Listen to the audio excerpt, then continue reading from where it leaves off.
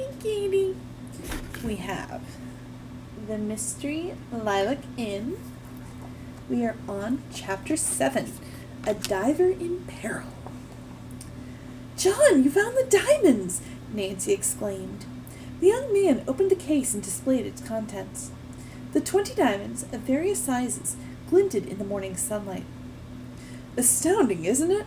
John grinned, adding that he had found the case under one of the lobby windows. I must have missed it last night. Will you show me the spot, please? I must have missed it, too. John led Nancy to a clump of china blue lilac bushes and pointed out the place where he had found the case. The thief must have dropped this, but I can't figure out why she didn't come back for it, John remarked. She may not have known until later that she had dropped it. By that time, she probably was afraid of being caught, Nancy replied. Just then, Emily came outside. She was beside herself with joy upon seeing the jewels. John, you're a darling, she cried. Let's go to the patio and tell the others. Isn't this wonderful? Mrs. Willoughby exclaimed. And none of the diamonds is missing, she added, counting. Are you sure? Maud gave John and Nancy suspicious looks. Ooh, she's insinuating she thinks they might have stolen some. Rude.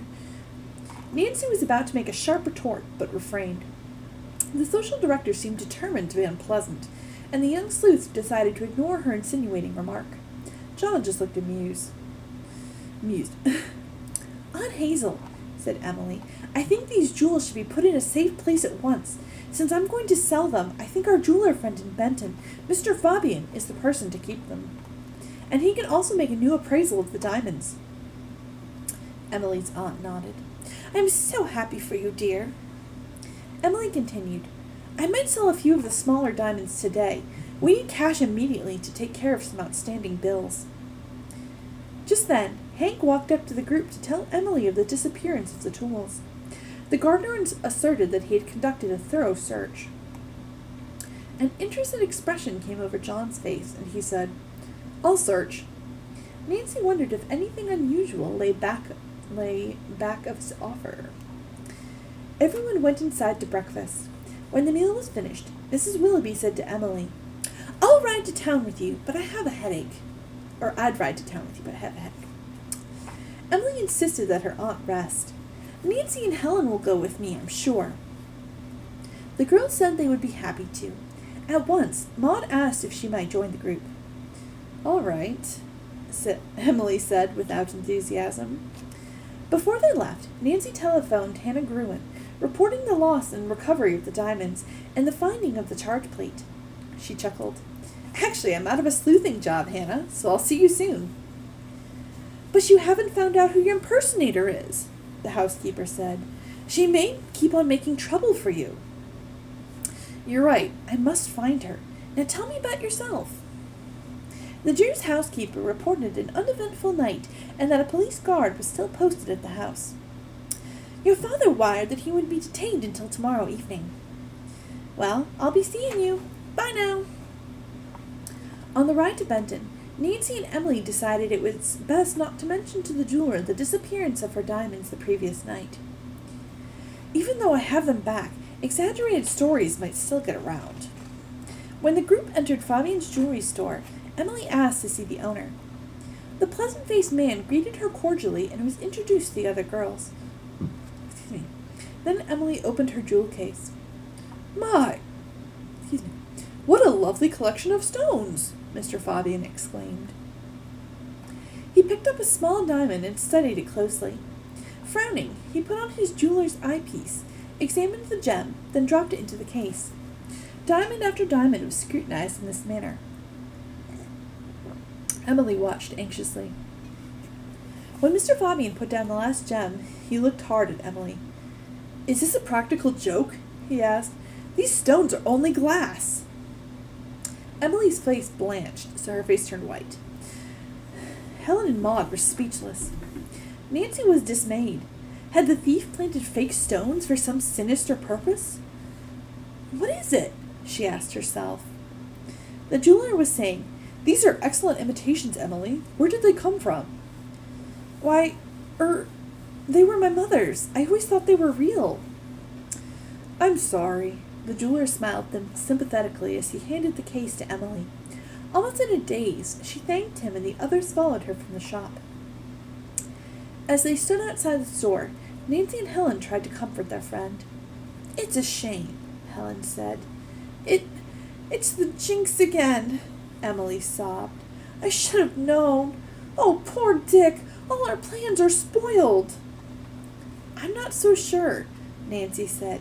I have a feeling the thief substituted these fakes for the real diamonds. I know it sounds funny.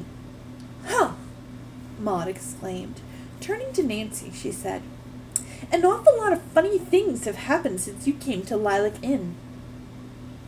That's enough, Maud, Emily brushed away her tears. I won't have you insulting my friends. Anyway, maybe Nancy's right. Oh, I forgot. Nancy's a famous detective, Maud said sarcastically. Helen and Nancy kept still with difficulty. Nancy wondered why Maud had become so antagonistic toward her. In the silence, the four reached Nancy's car.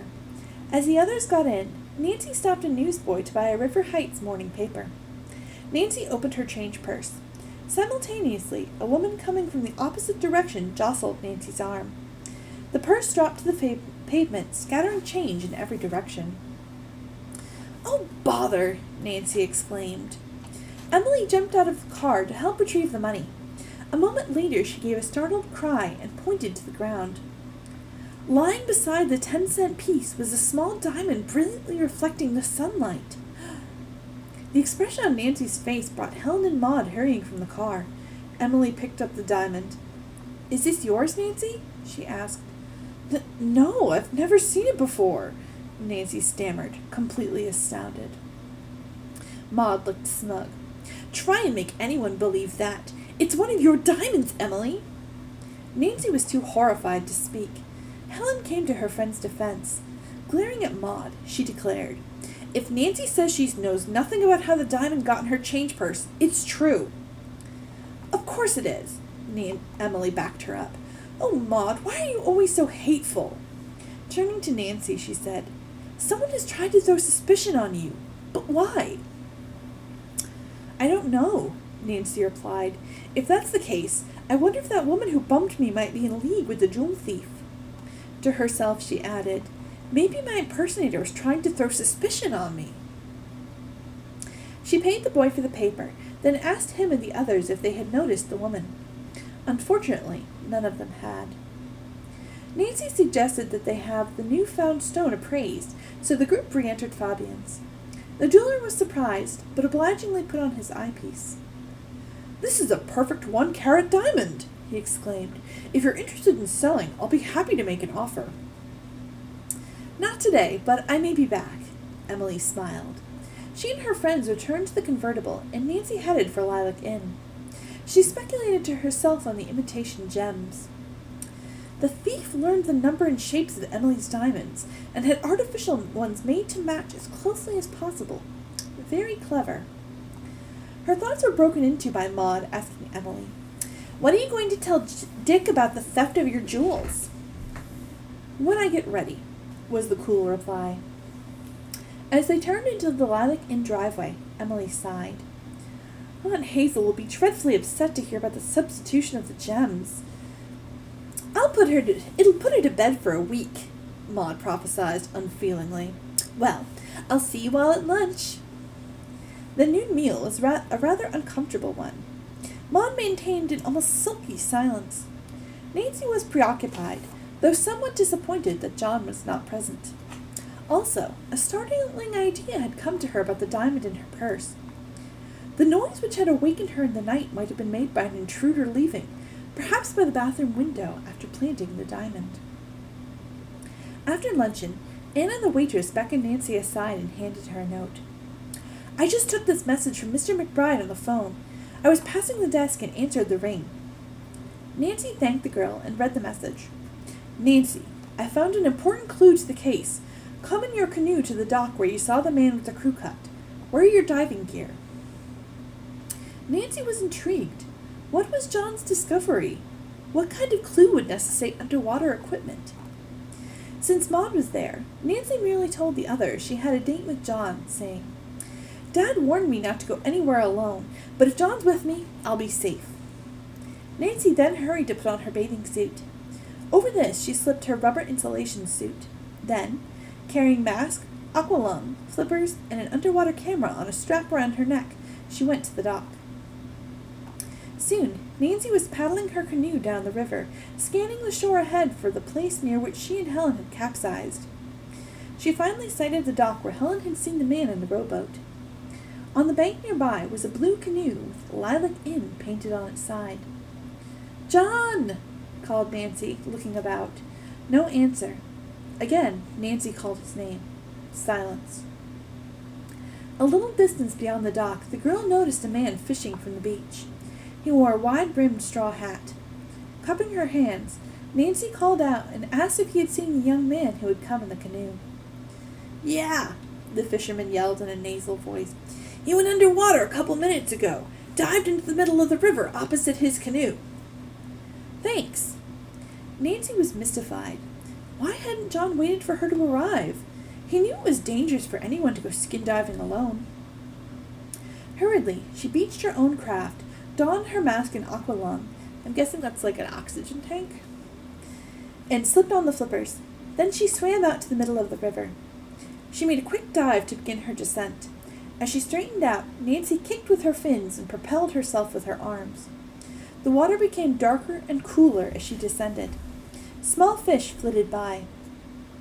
Presently, Nancy realized she was nearing the bottom.